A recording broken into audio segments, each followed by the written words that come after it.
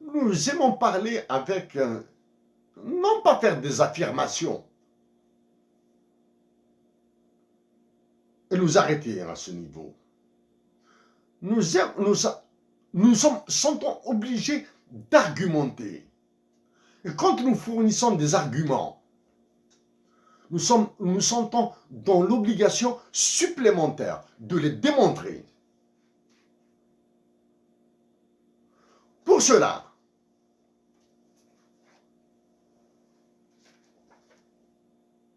nous, en pensant à toutes ces personnes qui ont tant donné pour l'Algérie, avant nous, avons produit 4 livres. C'est un livre terminé en 2016, publié en 2017. Donc, ce ne sont pas des inventions. Algérie, le livre de la jarre pour la patrie. Dans ce livre, nous allons économiser votre temps. Nous allons juste vous donner des indications. À la page 48, parce que nous voulons être très pédagogiques, nous avons expliqué dans le détail comment se calcule l'indice du développement humain d'un pays. Et nous avons expliqué celui de l'Algérie. Nous l'avons détaillé. Comme ça, ainsi, les Algériens, qu'ils soient ministres, qu'ils soient ministres ou généraux ou directeurs généraux des compagnies d'entreprise, pourront refaire les calculs par eux-mêmes. Ils sont détaillés. Les équations élémentaires ont été expliquées. Donc pour 2021, à la fin de 2021, quand le rapport annuel du PNUD sera publié en 2022, toute proportion gardée, les performances, nous disons bien, les performances de l'Algérie vont chuter. Maintenant, est-ce que le classement de l'Algérie va chuter? L'évidence est difficile à établir. Parce que c'est un classement, il dépend des performances des autres pays. Mais une certitude, les performances de l'Algérie vont chuter. Donc, nous profitons ici de l'opportunité, de l'occasion, pour dire à nos compatriotes algériens, non habitués à la manipulation des équations mathématiques, et des valeurs, des indices, etc., parce que c'est très complexe. Fuyez les classements. Vous pouvez écouter, jeter un coup d'œil sur le classement de l'Algérie, peu importe le domaine mesuré. Mais prenez-le avec des pincettes. Parce que un classement, c'est comme une classe. Le classement des élèves dans une classe. Le premier peut être à une année-lumière du dernier. Et bien sûr, vous pouvez calculer l'indice de Gini dans cette classe.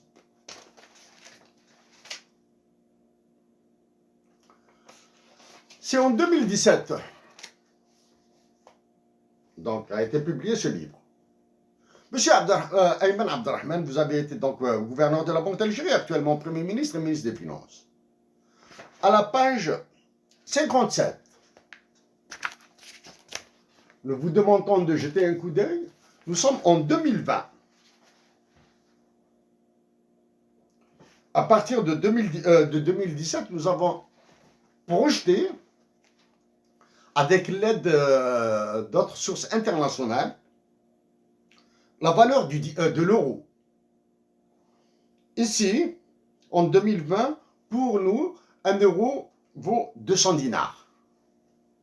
Nous ignorons à quel taux il est actuellement. Bien sûr, en Algérie, nous devons faire la différence entre le taux officiel, celui de la Banque d'Algérie que vous avez dirigé, et le taux au marché parallèle. Le taux dans le marché parallèle. Et le taux vers lequel voulait conduire l'enfer des Algériens. Pour la surévaluation de l'euro par rapport au dinar depuis 1999 jusqu'à l'an 2020. D'après nos calculs qui sont ici, elle s'élève à 104,08%. C'est la surévaluation de l'euro. Et pour la dévaluation du dinar par rapport à l'euro, en 2020, elle s'élève à moins 51%.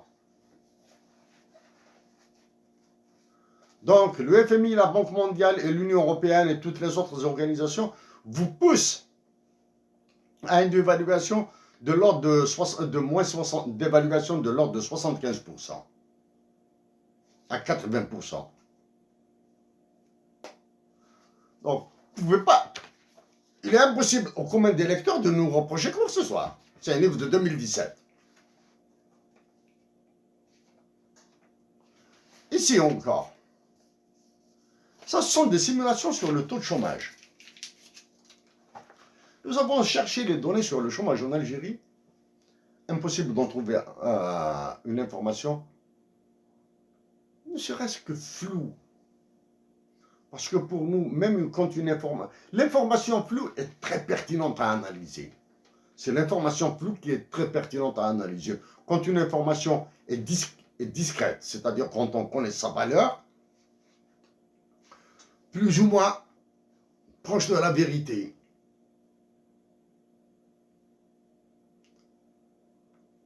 Nous faisons une interprétation, nous faisons des projections, et nous essayons de déterminer ce qui se passera.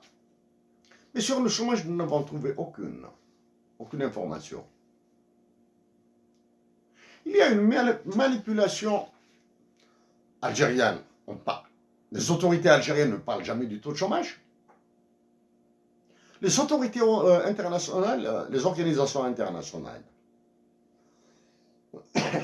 l'évitent.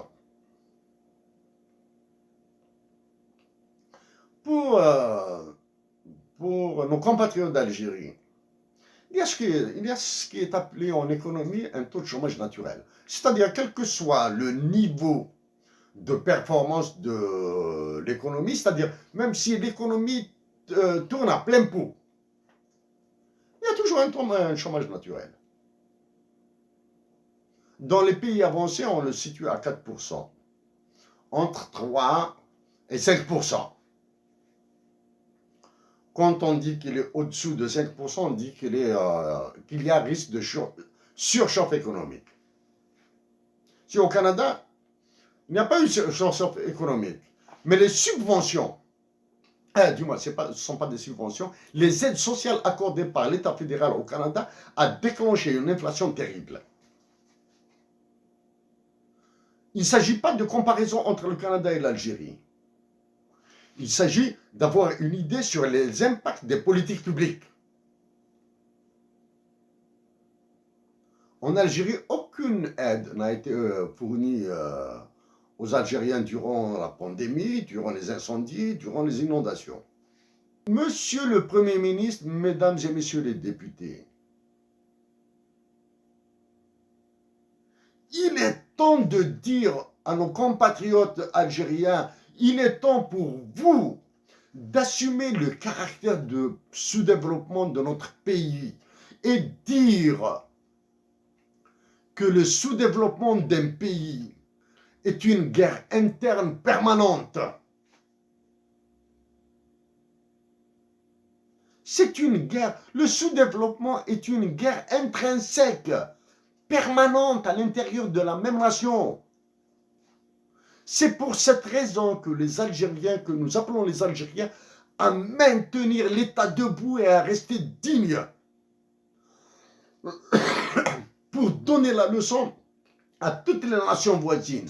En parlant de nations voisines, nous avons prévu des actions auprès des dirigeants des États voisins pour leur dire que les Algériens sont capables de conduire une révolution qui va chambouler, qui va révolutionner le comportement du FMI et de la Banque mondiale, qui va donner la leçon à la Russie, à la Chine, aux États-Unis d'Amérique, au Royaume-Uni et surtout à la France. Même si nous sommes très portés sur l'analyse mathématique des chiffres, nous faisons la différence, nous précisons l'analyse mathématique des chiffres, parce que l'analyse mathématique démontre les contradictions qu'il y a dans les chiffres. Et nous en avons signalé des contradictions pour le consensus de Copenhague à Washington. Et nous allons signaler d'autres très bientôt à d'autres organisations internationales. Mais nous aimons mettre l'analyse mathématique des chiffres et l'analyse économique des chiffres dans de la littérature. C'est un autre livre qui est publié en 2016.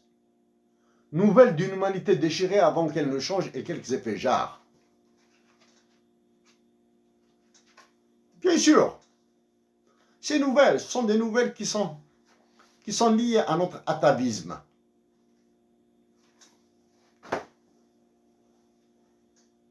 Nous avons d'autres actions à l'international que nous allons mener.